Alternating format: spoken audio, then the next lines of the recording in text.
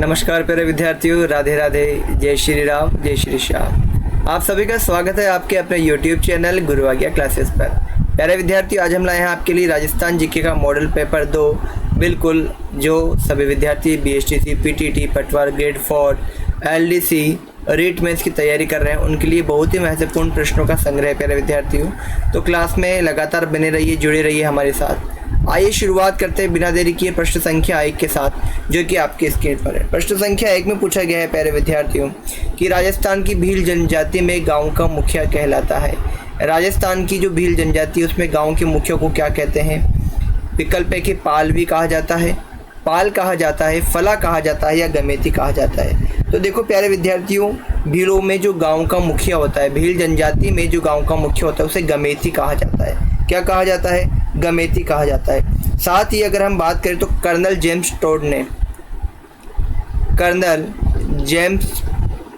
Tod ने भील जनजाति को क्या कहा है? वनपुत्र कहा है। क्या कहा है प्यारे विद्यार्थियों? वनपुत्र कहा है। और भील शब्द की जो उत्पत्ति हुई है, भील शब्द की अगर हम उत्पत्ति की बात करें तो यह बिलू शब्द से हुई है। किससे हुई है? बिलू शब्द से हुई है, जो कहाँ है? द्रविड़ भाषा का शब्द है। किसका है? द्रविड़ भाषा का शब्द है। तो भील जनजाति की जो भील शब्द जो है उसकी उत्पत्ति बिलू शब्द से, ये जो द्रविड़ जनजाति का है, द्रविड़ भाषा का है। और कर्नल जेम्स टॉड ने वनपुत्र कहा है। साथ ही अगर हम बात करें तो भील जनजाति में बड़े गांव को पाल कहा जाता है, बड़े गांव को पाल कहा जाता है, तथा साथ ही छोटे गांव को फला कहा जाता है। वनपुत्र कहा कर्नल जेम्स टॉड ने। इनके घरों को कू अथवा टापरा कहा जाता है। घर, इनके जो घर है उनको क्या कहा जाता है? कू अथवा टापरा। तो ये भील जनजाति से संबंधित थोड़ी सी कोई जानकारी थी। बढ़ते हैं अगले प्रश्न की ओर। प्रश्न संख्या 2 है। इसमें पूछा गया है कि राठौड़ राजवंश के प्रथम शासक कौन थे? राठौड़ राजवंश के प्रथम शासक कौन थे? राव रणमल थे, मोकल थे, राव जोधा थे या राव चूड़ा थे? तो प्यारे विद्यार्थियों, राठौड़ राजवंश के प्रथम जो शासक थे वो राव चूड़ा थे। विकल्प 4 जो है ये हमारे प्रश्न संख्या 2 का सही उत्तर है। बढ़ते हैं अगले प्रश्न संख्या 3 की ओर। और प्रश्न संख्या 3 में पूछा गया है कि राजस्थान उच्च न्यायालय के पहले मुख्य न्यायाधीश कौन थे? के वर्मा, DS दवे, सरजू प्रसाद या उपयुक्त में से कोई नहीं? तो राजस्थान उच्च न्यायालय के पहले मुख्य न्यायाधीश के वर्मा थे। कौन थे? के वर्मा। विकल्प 1 जो है इसे नोट कर लीजिए प्यारे विद्यार्थियों, बिल्कुल सही उत्तर है। अगला प्रश्न देखिए। प्रश्न संख्या 4 में पूछा गया कि सुमेलित कीजिए। यहाँ पे ग्रंथ और यहाँ पर लेखक का नाम दिया गया है प्यारे विद्यार्थियों। तो पृथ्वीराज रासो, वीर विनोद और बातारी फुलवारी। यहाँ पर विजयदान देथा, चंद्रबरदाई और श्यामल दास ये लेखक के हैं। हमें इनका मिलान करना है। तो पृथ्वीराज रासो जो है प्यारे विद्यार्थी ये चंद्रबरदाई के द्वारा लिखा गया है। किसके द्वारा? चंद्रबरदाई के द्वारा। ठीक है। वीर विनोद की बात करें तो वीर विनोद जो है वो श्यामल दास जी के द्वारा लिखा गया है। और बातारी फुलवारी विजयदान देथा के द्वारा लिखा गया है। तो पहला जो ए है उसमें क्या आएगा प्यारे विद्यार्थियों? 2। तो देखिए ए में 2 कहाँ है? एक तो यहाँ मिल रहा है और एक यहाँ मिल रहा है। फिर वीर विनोद जो श्यामल दास जी के द्वारा है, तो बी में 3 देखो कहाँ मिल रहा है? ये यहाँ मिल रहा है। और बातारी फुलवारी विजयदान देथा ये मिल रहा है। तो विकल्प 2 जो है ये हमारे प्रश्न संख्या 4 का सही उत्तर है। बढ़ते हैं प्रश्न संख्या 5 की ओर। और 5वें प्रश्न में पूछा गया है प्यारे विद्यार्थियों, राजस्थान के कोटा राज्य में 1857 के विद्रोह का नेतृत्व करने वाले थे। 1857 में जो कोटा राज्य में विद्रोह का नेतृत्व करने वाले कौन थे? तो प्यारे विद्यार्थियों विकल्प है लाला हरदयाल और महावत खां, खुशहाल सिंह तथा राम सिंह, लाला जयदयाल और मेहराब खां, और पंडित नैनूराम शर्मा या विजय सिंह पथिक। तो प्यारे विद्यार्थियों लाला जयदयाल और मेहराब खां जो थे ये नेतृत्व कर रहे थे कोटा राज्य में 1857 की क्रांति का। जयदयाल जी जो थे ये मथुरा से थे। कहाँ से थे? मथुरा से थे। और मेहराब खां जो थे ये कहाँ से थे? करौली से थे। कहाँ से थे प्यारे विद्यार्थियों? करौली से थे। कोटा में 15 अक्टूबर 1857 को विद्रोह प्रारंभ हुआ था। कब हुआ था? 15 अक्टूबर 1857 को हुआ था। और इसमें इस विद्रोह के बाद अंग्रेजों द्वारा जो क्रूरतापूर्ण व्यवहार किया गया ना, उसको बूंदी के जो राजकवि थे, बूंदी के राजकवि कौन थे बताइए? बूंदी के राजकवि कौन थे? सूर्यमल्ल मिश्रण। कौन थे? सूर्यमल्ल मिश्रण जो थे, उन्होंने अपने कविताओं के माध्यम से उसे प्रकट किया है। किसको? अंग्रेजों द्वारा जो इस क्रांति के बाद जो उन पर अत्याचार किए गए बदले के स्वरूप में। बढ़ते हैं प्रश्न संख्या 6 की ओर। प्रश्न संख्या 6 में पूछा गया है कि निम्नलिखित में से कौन सा नृत्य राजस्थान के कालबेलियों का नहीं है? कौन सा नृत्य नहीं है? संकरिया, चरी, पणिहारी या इंडोणी? तो देखिए, चरी नृत्य जो है ये गुर्जर जाति की महिलाओं के द्वारा किया जाता है। किसके द्वारा? गुर्जर जाति की महिलाओं के द्वारा किया जाता है। शंकरिया, पणिहारी, इंडोणी जो है ये किसके हैं? कालबेलिया के ही जाति के नृत्य हैं। और अगर हम बात करें चरी नृत्य की तो गुर्जर समाज में फल्गुबाई जो अजमेर से है। कौन? फल्गुबाई जो कहाँ से? अजमेर से हैं। वो इसकी प्रसिद्ध क्या है? नृत्यांगना है। क्या है? इसकी प्रमुख नृत्यांगना है। प्रश्न संख्या 7 देखिए कि निम्नलिखित में से कौन सा युग्म असंगत है? निम्नलिखित में से कौन सा युग्म असंगत है? वशिष्ठ जी का मंदिर सिरोही में है, लक्ष्मी नारायण का मंदिर अलवर में है, समिधेश्वर मंदिर चित्तौड़ में है और रमा वैकुंठनाथ मंदिर पुष्कर में है। तो प्यारे विद्यार्थियों, वशिष्ठ जी का मंदिर सिरोही में, ये सही है। लक्ष्मी नारायण जी का मंदिर अलवर में नहीं होकर के दिल्ली में है, जिसको हम बिड़ला मंदिर के नाम से भी जानते हैं। किस नाम से? बिड़ला मंदिर, जो लक्ष्मी नारायण भगवान को समर्पित है। तो यहाँ पर विकल्प 2 जो है वो सही उत्तर होगा, क्योंकि असंगत है। बढ़ते हैं प्रश्न संख्या 8 की ओर। और 8वें प्रश्न में पूछा गया है अलाउद्दीन खिलजी के राजस्थान पर आक्रमणों का सही कालानुक्रम है। यानी कि 3 दिए हैं, जालोर, चित्तौड़ और रणथंभौर। तो कौन कौन इनका क्रम है कि पहले कौन सा, फिर दूसरे पे कौन सा और तीसरे पे कौन सा?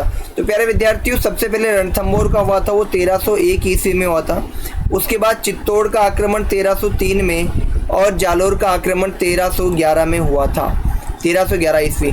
तो सबसे पहले रणथंभौर नंबर 3 कहाँ है? देखो, पहले ये रहा। फिर उसके बाद चित्तौड़ 2 और फिर 1, 3, 2, 1। विकल्प 1 जो है ये हमारे प्रश्न संख्या 8 का सही उत्तर है। बढ़ते हैं प्यारे विद्यार्थी प्रश्न संख्या 9 की ओर। और प्रश्न संख्या 9 में पूछा गया है कि मत्स्य संघ के प्रधानमंत्री थे। कौन थे मत्स्य संघ की? सबसे पहले मत्स्य संघ के बारे में जानकारी लेते हैं कि मत्स्य संघ का जो गठन है वो 18 मार्च 1948 को हुआ था। कब हुआ था? 18 मार्च 1948 को। और उसमें 4 रियासतें थी। 4 रियासत कौन कौन सी थी? अलवर थी, भरतपुर थी, अलवर, भरतपुर, धौलपुर, अलवर, भरतपुर, धौलपुर और करौली। ये चारों किस्में थी प्यारे विद्यार्थियों, आपके मत्स्य संघ में थी। 18 मार्च 1948 को इसका हुआ। और अगर हम बात करें कि मत्स्य संघ के प्रथम प्रधानमंत्री कौन थे, तो शोभाराम कुमावत जो थे वो मत्स्य संघ के प्रथम प्रधानमंत्री थे। तो विकल्प 4 जो है ये हमारे प्रश्न संख्या 9 का सही उत्तर है। बढ़ते हैं प्रश्न संख्या 10 की ओर। और प्रश्न संख्या 10 में पूछा गया है सूची 1 जिसमें वन्य जीव अभ्यारण्य दिए गए हैं और सूची 2 जिसमें स्थान दिए गए हैं को सम्मिलित करना है आपको। ठीक है, तो देखो, मरु राष्ट्रीय उद्यान, ताल छापर, फुलवारी किनाल और बंद बारेठा। तो मरु राष्ट्रीय उद्यान जो है प्यारे विद्यार्थी वो कहाँ पर है? हमारे जैसलमेर में है। कहाँ पर है? जैसलमेर। ताल छापर की हम बात करें तो ताल छापर जो कहाँ है वह चूरू में है। फुलवारी किनाल कहाँ पर है? बहुत ही आसान सा है, बिल्कुल उदयपुर में है। और बंद बारेठा भरतपुर में है। तो पहला जो है मरु राष्ट्रीय उद्यान वो कहाँ है? 4। तो विकल्प देखिए 4 किसमें है? पहले ये रहा 4। ताल छापर की बात करें हम, माफ़ कीजिएगा, पहले में 3 देखिएगा, पहले में 3 देखिएगा। तो 3 कहाँ पर है? ये रहा, एक तो इसमें है और एक इसमें है। ताल छापर चौथे में है, तो नंबर 4 कहाँ है? ये रहा, इसमें है। फुलवारी किनाल 1 पर उदयपुर में और बंद बारेठा भरतपुर में। तो विकल्प 3 जो है यह हमारे प्रश्न संख्या 10 का सही उत्तर है। बढ़ते हैं अगले प्रश्न संख्या 11 की ओर। विद्यार्थियों, 11वें प्रश्न में पूछा गया कि राजस्थान लोक सेवा आयोग के प्रथम अध्यक्ष कौन थे? राजस्थान लोक सेवा आयोग के प्रथम अध्यक्ष कौन थे? तो सबसे पहले राजस्थान लोक सेवा आयोग के बारे में जानकारी करें, जिसकी स्थापना कब हुई थी? 1949 को हुई थी। और इसके जो प्रथम अध्यक्ष थे वो कौन थे? सर एस के घोष थे। कौन थे? सर एस के घोष। तो विकल्प 2 जो है ये हमारे 11वें प्रश्न का क्या होगा? सही उत्तर होगा। अगर हम बात करें आयोग के सदस्य और अध्यक्षों की नियुक्ति कौन करता है, तो मुख्यमंत्री की सलाह पर राज्यपाल द्वारा की जाती है। मुख्यमंत्री की सलाह पर कौन करता है? राज्यपाल के द्वारा, राज्यपाल महोदय के द्वारा की जाती है। किसकी नियुक्ति? लोक सेवा आयोग के अध्यक्ष और सदस्यों की। बढ़ते हैं अगले प्रश्न संख्या 12 की ओर। 12वें प्रश्न में पूछा गया है प्यारे विद्यार्थियों कि पीपल पन्ना क्या है? स्त्रियों के कान का आभूषण है, स्त्रियों के सिर का आभूषण है, स्त्रियों के गले का आभूषण है या स्त्रियों के कमर का आभूषण है? तो प्यारे विद्यार्थियों पीपल पन्ना जो है वह स्त्रियों के कान का आभूषण है। अगर हम इसके अलावा बात करें तो स्त्रियों द्वारा कान में पहने जाने वाले अन्य आभूषण कौन से हैं? तो देखो, एक तो है झुमका, बाली, ठीक है, मुरकिया, कर्णफूल, ये सब कान में पहने जाने वाले आभूषण महिला के द्वारा।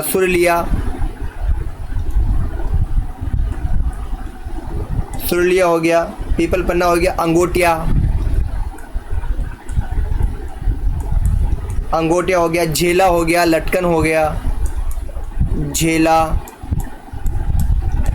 लटकन है ना, टोटी, ये सब कानों में पहने जाने वाले क्या है? आभूषण है जो महिलाओं के द्वारा।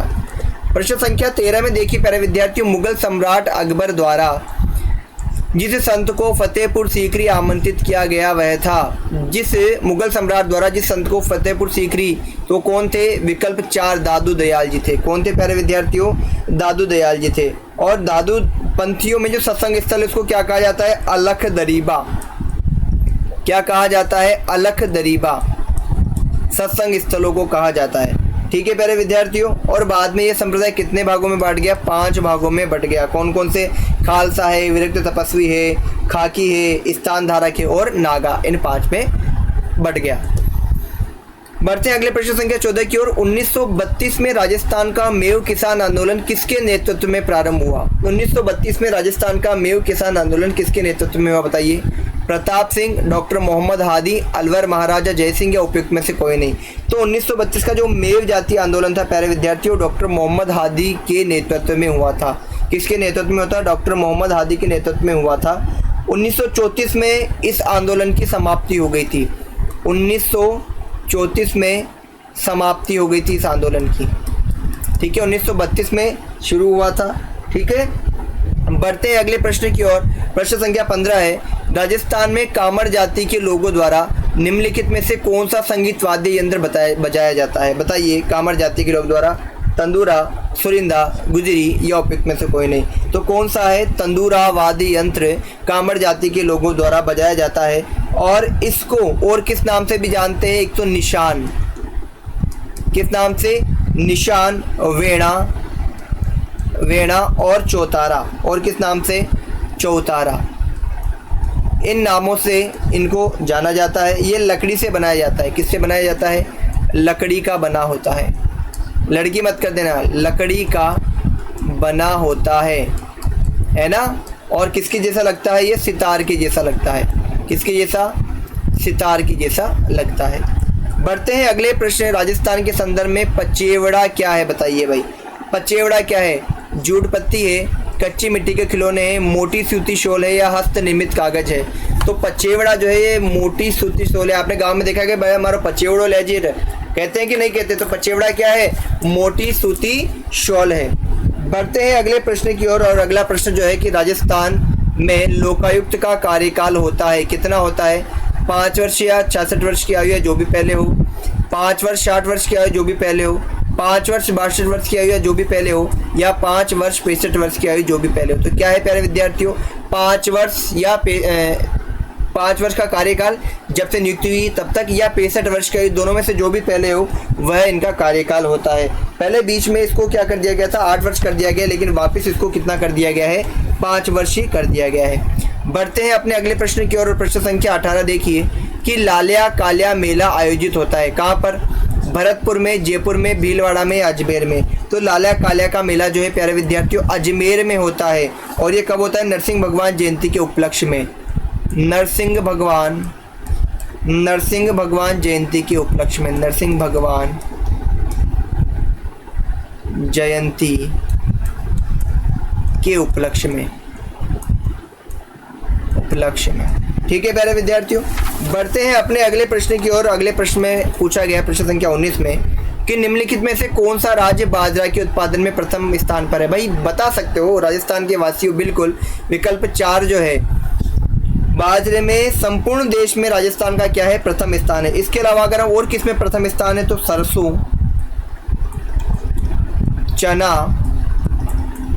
मोठ, धनिया, जीरा, मेथी, इनके उत्पादन में भी क्या है आपके हमारे राजस्थान का क्या है प्यारे विद्यार्थियों, प्रथम स्थान है। ठीक है, बढ़ते हैं अगले प्रश्न संख्या 20 की ओर। 20वें प्रश्न में पूछा है कि राजस्थान में विश्व के प्राचीनतम अरावली के पर्वत हैं, ये किसके अवशेष हैं? बिल्कुल आसान सा है, गोंडवाना लैंड के अवशेष है। किसके हैं? विकल्प 2 जो है ये 20वें प्रश्न का सही उत्तर है। बढ़ते हैं 21वें प्रश्न की ओर और प्रश्न संख्या 21 में पूछा है कि हड़प्पा कालीन कालीबंगा शहर कहाँ स्थित है? पाकिस्तान में, हरियाणा में, राजस्थान में या गुजरात में?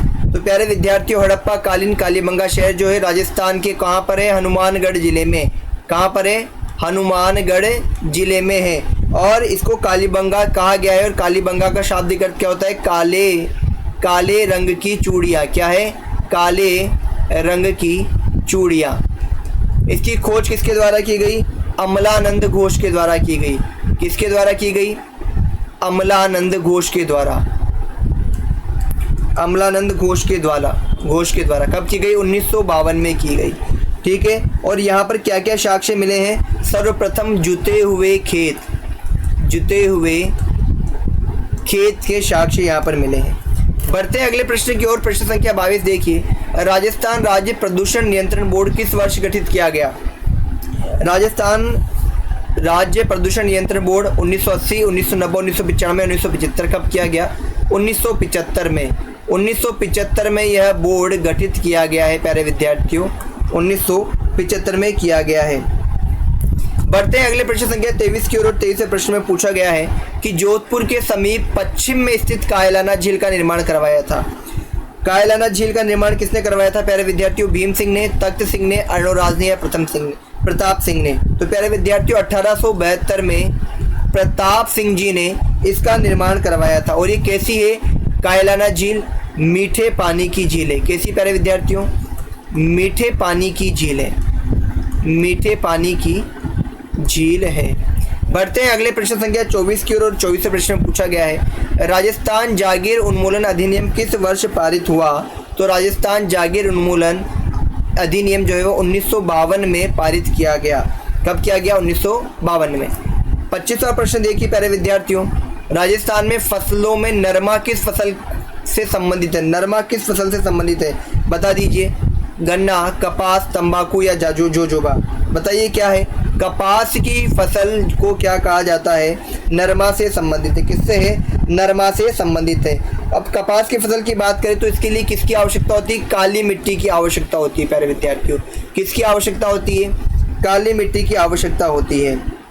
कपास से निर्मित वस्त्र क्या कहलाते हैं? सूती वस्त्र कहलाते हैं। कपास से निर्मित वस्त्र सूती वस्त्र कहलाते हैं। और कपास में क्या पाया जाता है? सेल्यूलोस पाया जाता है।